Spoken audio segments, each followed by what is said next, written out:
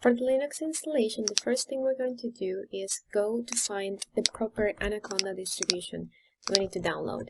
And so by using the first link, you can go to the Anaconda webpage, select Linux, and then Python 3.7 version and download the installer. This is a name that it's going to have, and depending on your computer, it might be saved in the downloads folder or in a different folder. You would have to check which one it is. And now we wait for a little second until it installs. This version will just take 7 seconds more.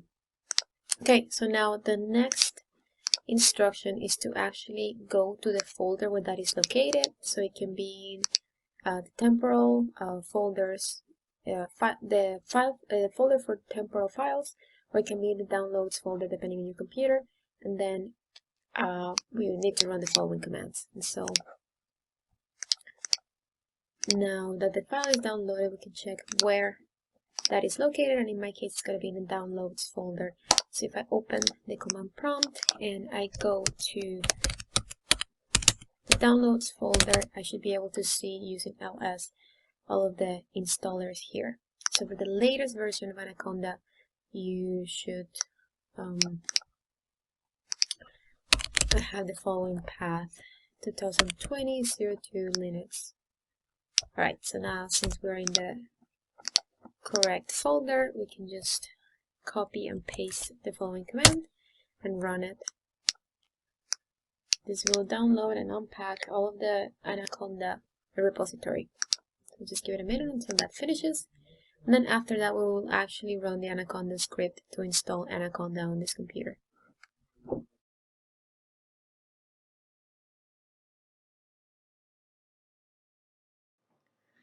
Now that we retrieved the latest Anaconda distribution, we are going to run the Anaconda script, running the following command, --anaconda, and then the name object distribution.sh. Once that runs, you should press yes, and then click enter. And then it will ask you if you want to install it in that location. That depends on your username. In my case, it's home visitor, and then everything will be saved in the folder Anaconda 3. So if you click enter, it will continue the installation and unpacking all of the packages.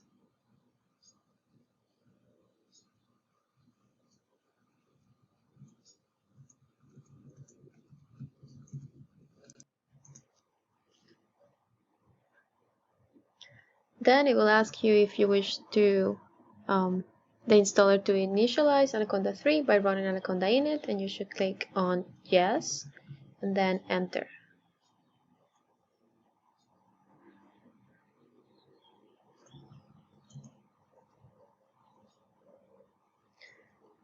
Now you need to activate the installation by writing source bash rc.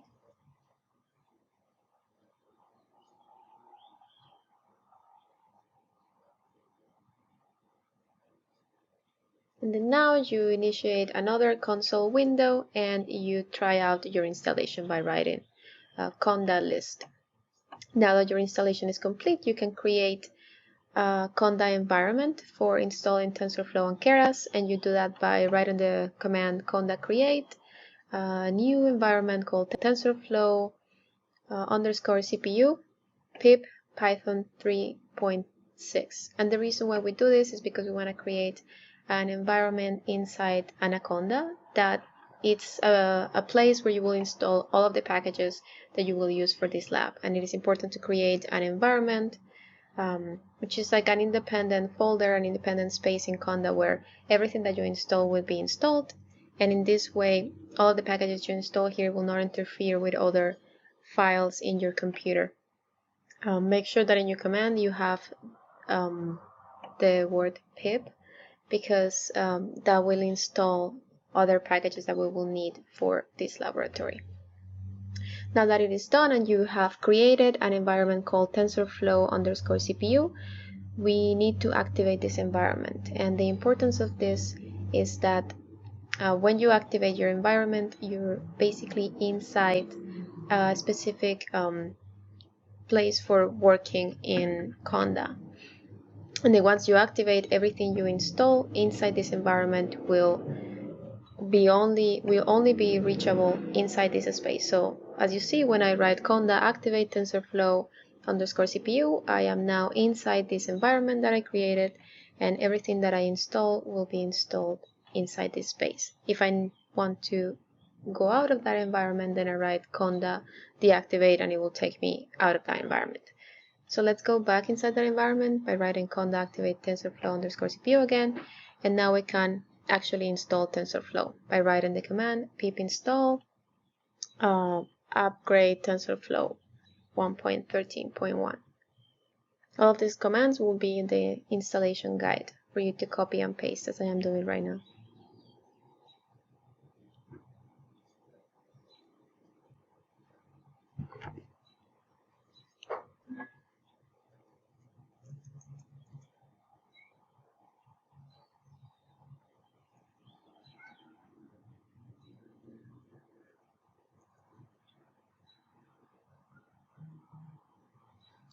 Once Tensorflow is installed, we should install Keras by using pip install Keras, again inside the environment Tensorflow underscore CPU.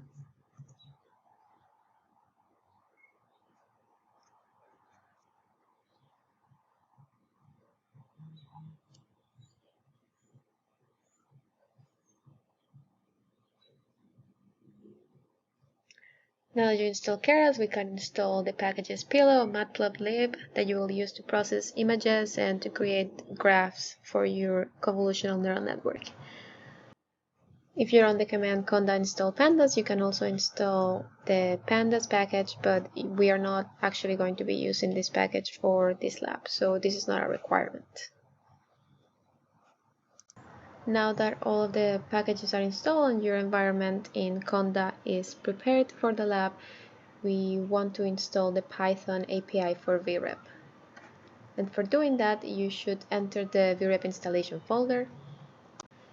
Then go to Programming, Remote API Bindings, Python, and then copy these two files called vrep.py and vrepconst.py. Then you go back to the location where you have your lab stored, the folder lab 5, and you paste those files here. Now we need to copy another file that is actually the Python API by going again to the installation folder, then going to Programming, Remote API Bindings, lib, then Linux, and copy this file called remoteapi.so. And now we paste that file again in our lab 5 folder, the one that you downloaded from Blackboard.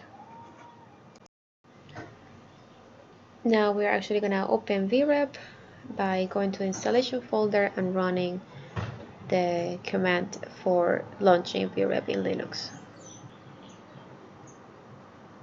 And then once we open VREP, we can open the scene that is located in your lab file folder,